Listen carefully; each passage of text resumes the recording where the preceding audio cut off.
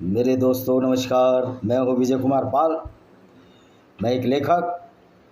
English की मैंने 10-11 किताबें लिखी हैं, जिसमें इंग्लिश की हो गई 11 किताबें, जिसमें मेरी 9 पब्लिश हो चुकी हैं, 10 पब्लिश हो चुकी हैं, एक पब्लिश होने वाली है और एक हिंदी की किताब लिखी है, छलावा प्रपंच।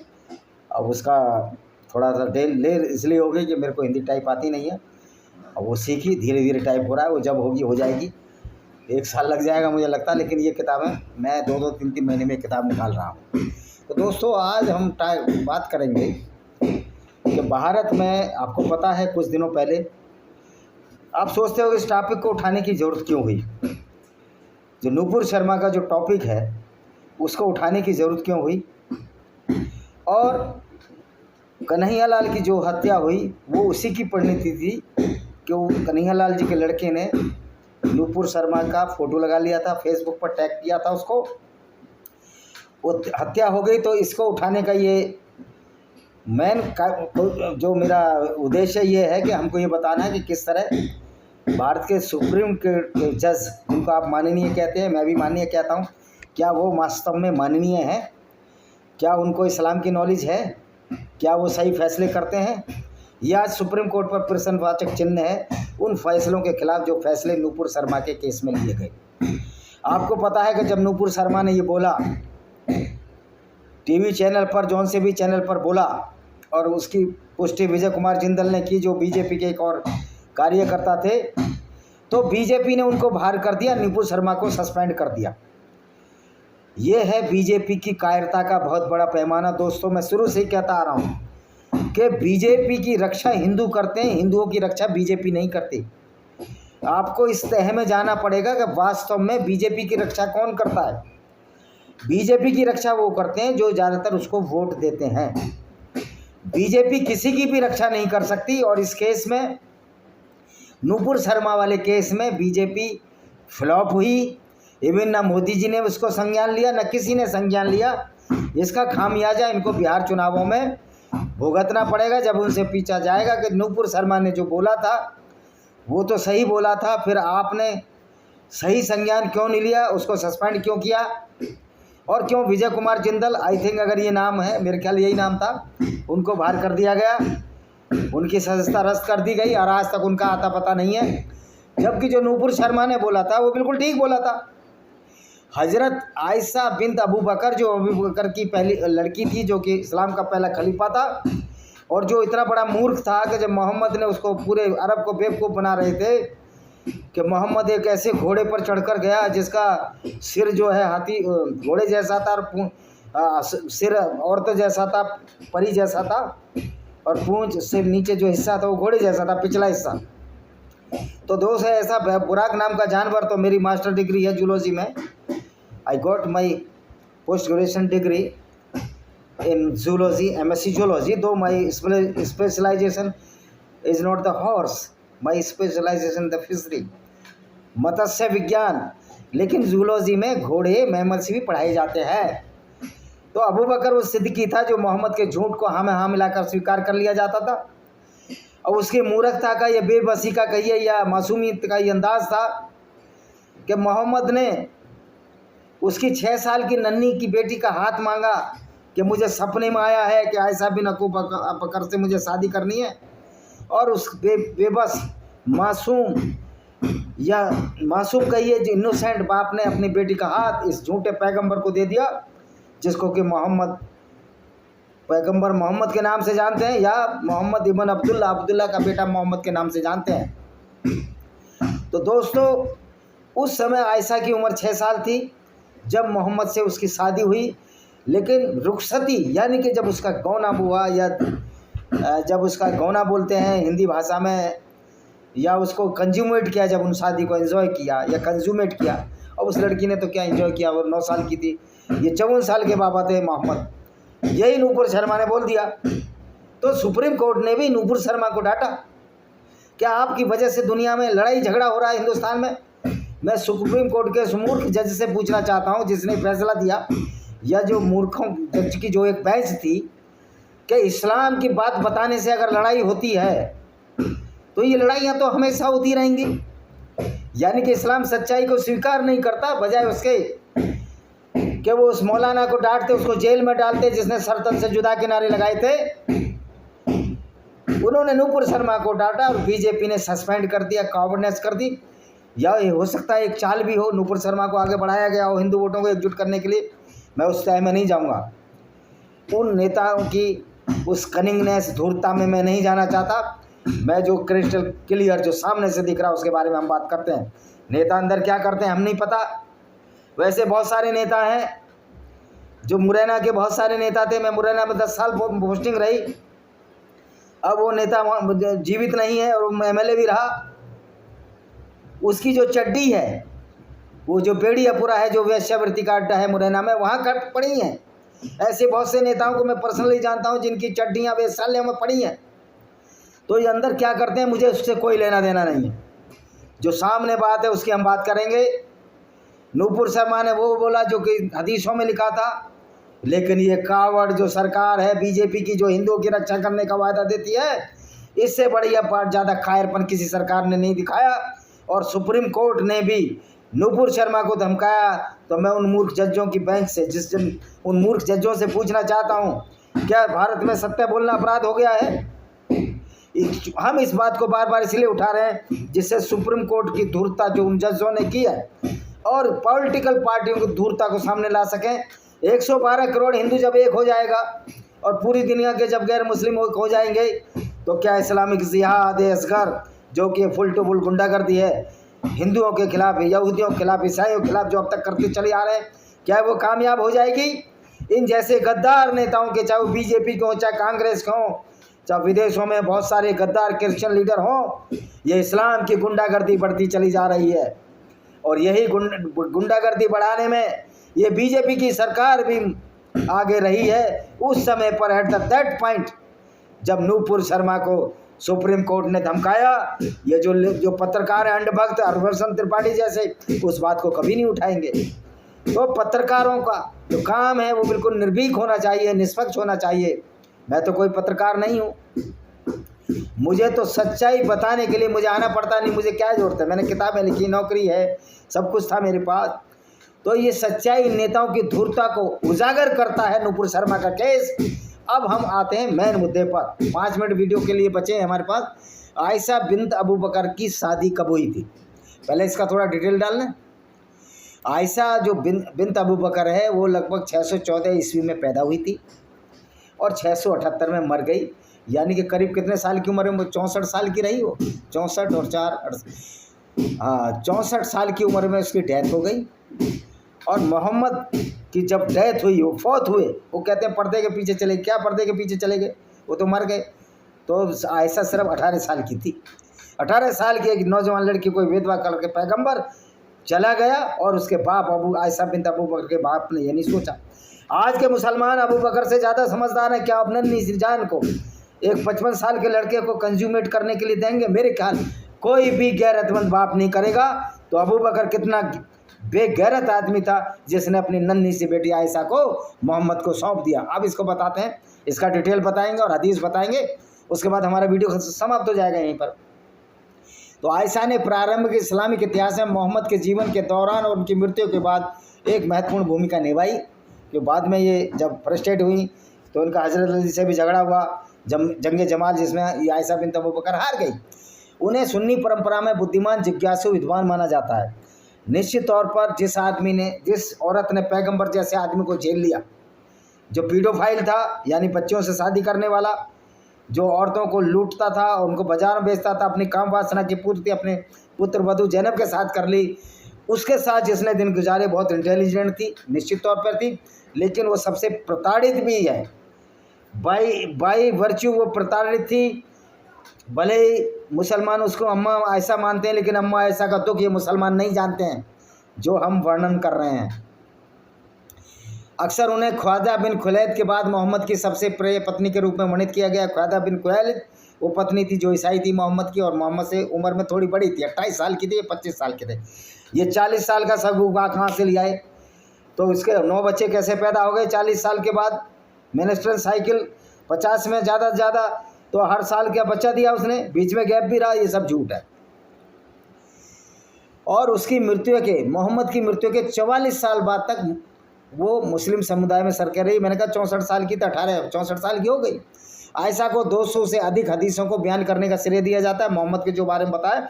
और मज़े की बात है, इनडायरेक्टली आयशा ने मोहम्मद की पोल खोल दी उन हदीसों में जिनमें न केवल मोहम्मद के व्यक्तिगत जीवन के पहलुओं को शामिल किया गया, बल्कि कानूनी अनुष्ठान, धार्मिक विषयों जैसे विरासत, तीर्थ यात्रा। क्या तीर्थ तो है नहीं इस्लाम, मक्का मदीना तो वो क्रूरता के केंद्र है।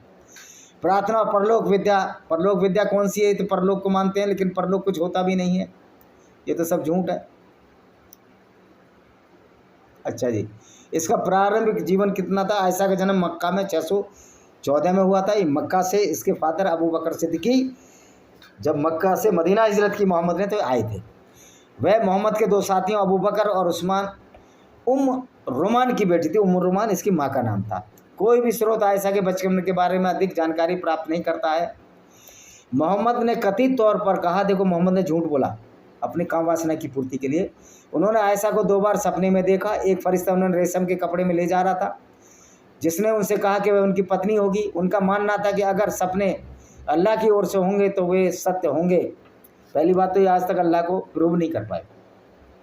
अपनी पहली पत्नी खदीजा बिन खुवैलिद की मृत्यु के बाद उनकी चाची खौला बिन्त हाकिम ने सुझाव दिया कि वह आयशा से शादी करे।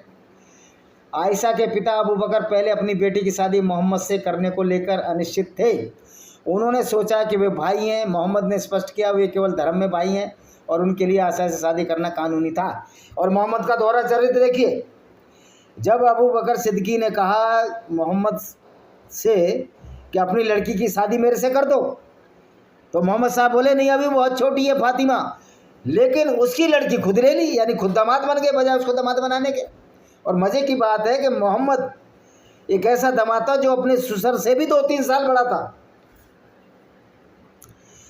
सभी मौजूदा हदीस इस बात पर सहमत है कि आयशा की शादी मक्का में मोहम्मद से हुई, लेकिन यह शादी अप्रैल 623 में मदीना में उनके हिजरा यानी कि मक्का से मदीना आने के सव्वाल के महीने तक पूरी नहीं हुई थी। सव्वाल एक महीना होता है, 12 महीने इस्लाम के। आप देख लेना नेट पे, यार सब कुछ नहीं बताऊंगा, आप नेट पर देख लिया करो 12 महीने, नहीं तो उसी में आधा घंटा निकल जाएगा।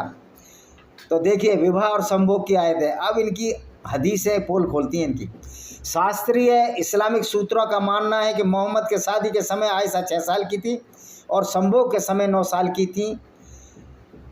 जब मोहम्मद 53 साल के थे, आप समझ लीजिए, और जब शादी हुई 51 साल के थे, तो 54 साल के थे। सही अल बुखारी में दर्ज हदीस में आयशा ने 6 साल की उम्र से शादी होने की बात याद की है। इब्न साद जो एक लेखक हैं कि जीवनी में शादी के समय उनकी उम्र 6 से 7 साल के बीच बताई है और संभोग के समय उनकी उम्र 9 वर्ष बताई। जबकि इब्न हिशाम के मोहम्मद की जीवनी से पता लगता है संभोग के समय उनकी उम्र 10 साल रही होगी। 9 और 10 में क्या फ़र्क है? तो बच्ची ना। अल तबरी ने नोट किया कि शादी के बाद आयशा अपने माता पिता के साथ रही और 9 साल की उम्र में उन्होंने संबंध बनाए, क्योंकि शादी के समय युवा और यौन रूप से अपरिपक्व थी। आप बताओ। तो दोस्तों, हम चर्चा कर रहे थे शादी के वक्त वो यौन रूप से अपरिपक्व थी। वहाँ की मौलाना कहते हैं वो परिपक्व थी, वहाँ इक्वेटर के पास है, वहाँ लड़की जल्दी जवान हो जाती है। भाई मूर्खो, आप मूर्खो, मौलाना मूर्खो, अरब का नक्शा उठाओ, भारत का नक्शा उठाओ। आप कन्याकुमारी जाओ तो इक्वेटर के ज़्यादा नज़दीक है अरब के मुकाबले, लेकिन ये अपनी मूर्खता हर जगह ये अपना दिखाई देते हैं। तो ये दिखाई देते हैं कि कितने बड़े मूर्ख हैं। अबे मूर्खो, कन्याकुमारी ज़्यादा नज़दीक है इक्वेटर के। ये कहते हैं ना इक्वेटर के पास गर्मी होती जवान होती थी, पर कन्याकुमारी की लड़की क्यों जवान नहीं होती थी? ये सब बेवकूफ़ लोग हैं, इनकी बातों में नहीं आना हमें। अच्छा जी, इनका देखिए हार की घटना। अच्छा ये देखिए, जब मोहम्मद ने और उनके अनुयायियों ने बनु मुस्तलिक जनजाति पर छापा मारा तो वे अपने साथ आयशा को भी ले गए, जो उस समय 13 साल की थी। उन्हें एक ऊँट की पीठ पर एक बंद गौशाला में ले जाया गया। आयशा ने बताया, जब छापा मारने वाला दल सफल अभियान के बाद मदीना घर के रास्ते में रात में आराम कर रहा था, तो वो सोच के लिए बाहर गईं। ऐसा करने और अपने गौशाला में लौटने के बाद उन्हें एहसास हुआ कि उनका हार गायब है, इसलिए उन्होंने ढूंढने के लिए वापस रास्ता ढूंढा। और जब तक उन्हें वह मिला तब तक काफिला यह सोचकर जा चुका था वह गौशाला में है। यह मानकर वे उनकी अनुपस्थिति पर ध्यान देंगे और उन्हें ढूंढने के लिए वापस आएंगे। आयशा ने वहीं रुकने का फैसला किया। आयशा ने बताया, छापा मारने वाली पार्टी का एक युवा मुस्लिम सफवन इब्न मुअत्तल किसी कारण से पीछे रह गया। मदीना की अपनी अकेली वापसी यात्रा पर आयशा को अकेले ज़मीन पर सोते हुए देखा। उसने उसे संबोधित कर दिया, क्या उसे अपने ऊँट पर सवार होने दिया, जबकि वह उसका मार्गदर्शन कर रहा था, और उसे मदीना के घर छोड़ दिया। सुबह तक ऐसा नहीं था कि मोहम्मद के काफिले को पता चला कि आयशा अपने समूह में नहीं थी।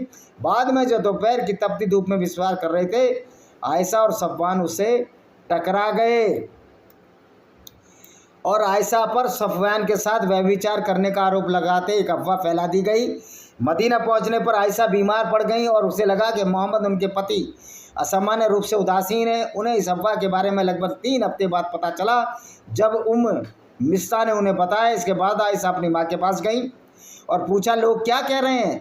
उन्होंने जवाब दिया, बेटी निश्चिंत रहो, क्योंकि मैं अल्लाह की कसम खाती हूँ, कोई भी खूबसूरत औरत ऐसे आदमी से शादी नहीं करती जिसकी दूसरी पत्नियाँ हों। लेकिन ये दूसरी पत्नियाँ उनमें निक्स निकालेंगे। इसलिए आयशा पूरी रात रोती रही। लेकिन आयशा की शादी तो ज़बरदस्ती कर दी गई थी। मोहम्मद आयशा के प्रति अपने स्नेह के बावजूद उसकी बेगुनाही के बारे में निश्चित थे। उन्होंने उसामा बिन इब्न ज़ैद और अली से उनकी राय पूछी। उसामा ने आयशा की बेगुनाही की पुष्टि की, लेकिन अली ने कहा, महिलाएं बहुतायत में हैं, आप आसानी से एक विकल्प पा सकते हैं। अली बोला, इसका दामाद, तो दूसरी कर लो। उसकी दासी से पूछो, वह सच्चाई का खुलासा कर सकती है। जब दासी आई तो अली ने उसे बुरी तरह पीटा और कहा, ध्यान रहे, आप रसूल के सच बताएं। ये था इनका कैरेक्टर, औरतों को भी पीटते थे। लेकिन उसका जवाब था, आयशा के बारे में केवल अच्छी बातें जानती है। एकमात्र बात के साथ, जब आयशा को आटे की देखभाल करने का काम सौंपा गया, वह सो गई और एक भेड़ को उसे खाने दिया। अब छोटी थी, खाने दिया। बाद में मोहम्मद ने आयशा से उसके माता पिता से मुलाकात की, उसे सलाह दी, अगर उसने पाप किया तो स्वीकार कर ले, क्योंकि ईश्वर पश्चाताप करने वालों के प्रति दयालु है। आयशा को सफवान के साथ अकेले लौटे 1 महीने से अधिक समय हो गया था। मोहम्मद की सलाह के बावजूद आयशा ने माफ़ी मांगने से इनकार कर दिया, क्योंकि अपराध का संकेत होता। उसने मोहम्मद से कहा, वह यूसुफ के पिता की तुलना में अपनी वर्तमान स्थिति के लिए कोई बेहतर समांतर नहीं पा सकती। जिन्होंने सच कहने के बावजूद अविश्वास को सहन किया, उनके पास धैर्य के अलावा कोई बल नहीं था।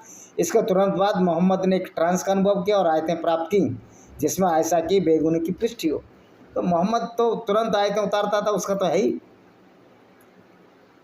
अब देखो आयशा की कुछ मैं हदीस बताता हूँ।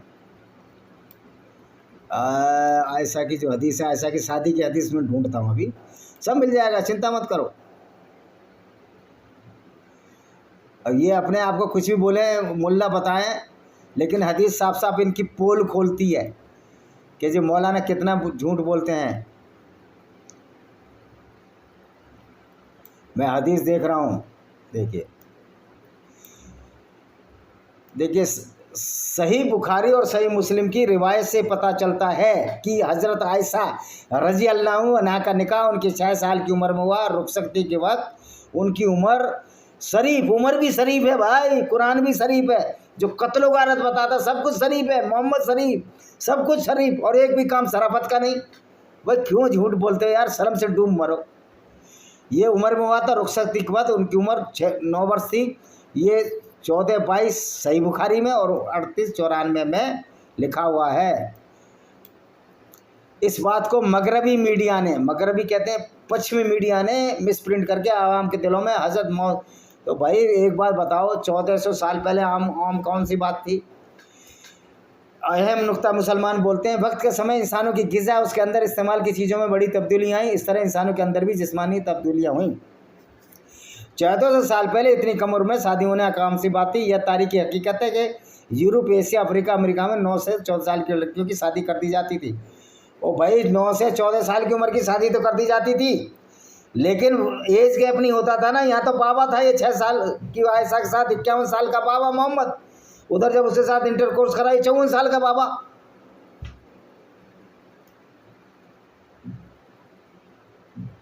तो आप ये देखिए कि किस तरह मुसलमान लोग मोहम्मद को बचाने की कोशिशें करते हैं। लेकिन बेटा अब तुम बच नहीं पाओगे, क्योंकि दिमाग का डंडा चल गया है। देखिए ये देखिए आयशा की हदीस बताएंगे। हाँ देखो आ गया इनका पोल खुल गया। क्या थी आयशा, क्या बोलती है सुनिए। आशा रजुल्ला की उम्र, आयत अब ये है, जब मैं 6 साल की थी तब पैगंबर सल्लल्लाहु अलैहि वसल्लम ने मुझसे शादी की। हम मदीना आए, बनुल हारिस इबन खराज के घर रहे। मैं बीमार पड़ गई, मेरे बाल झड़ गए, फिर मैं ठीक हो गई। बाल झड़ जाते हैं, मेरे बाल मेरे कानों तक बढ़ गए। जब मैं झूले पर थी, मेरे कुछ दोस्त मेरे साथ आए, तब मेरी माँ उम्मे रुमान मेरे पास आई, बात थी इसकी, और मुझे ज़ोर से पुकारा। मैं उनके पास गई, मुझे नहीं पता था मुझसे क्या चाहती हैं, छोटे 6 साल की बच्ची थी वो। उन्होंने मेरा हाथ पकड़ा और मुझे घर के दरवाजे पर खड़ा कर दिया, क्योंकि मैं हाँफ रही थी, घबराहट में खेल रही थी ना बच्चियों के साथ।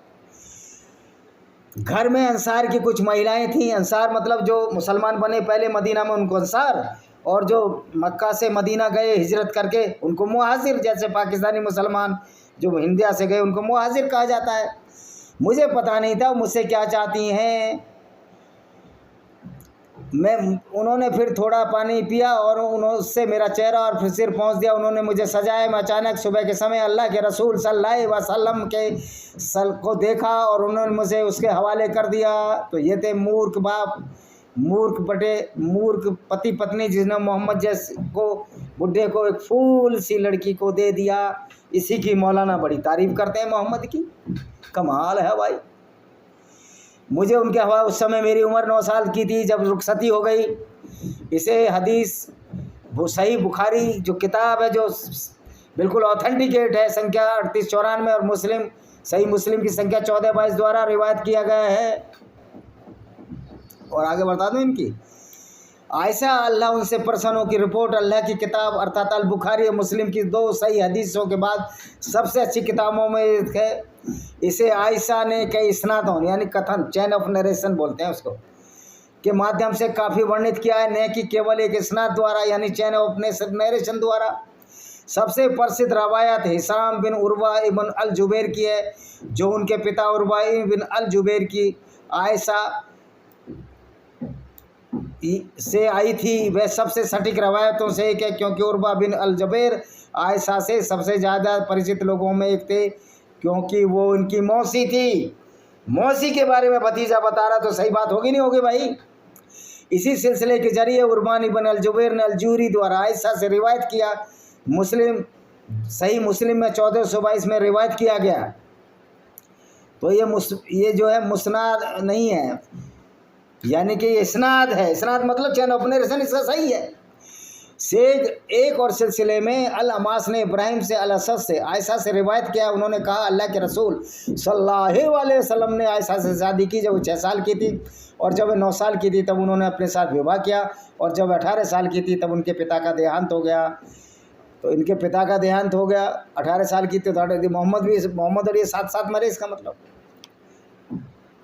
अच्छा जी, और देखो क्या बोलता है।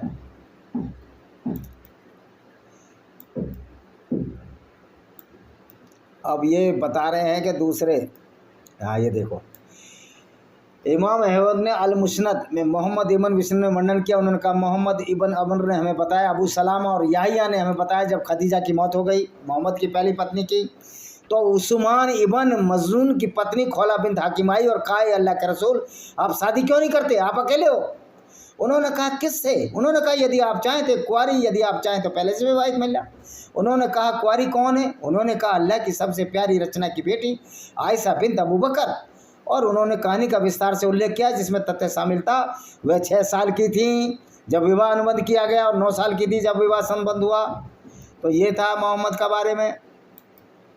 और देखिए इमाम अल-बैहकी अल्लाह उन पर रहम करे हदीस पर टिप्पणी करते कहा मुझे हमेशा अपने माता पिता को इस्लाम का पालन करते याद आता है। आयशा इस्लाम में पैदा हुई थी कि उनके पिता पैगंबर के मिशन की शुरुआत में मुसलमान बन गए थे, हालांकि सारे यहूदी थे। यह अल-अस्वद से आयशा से साबित होता है कि अल्लाह के रसूल ने उनसे 6 साल की उम्र में शादी की।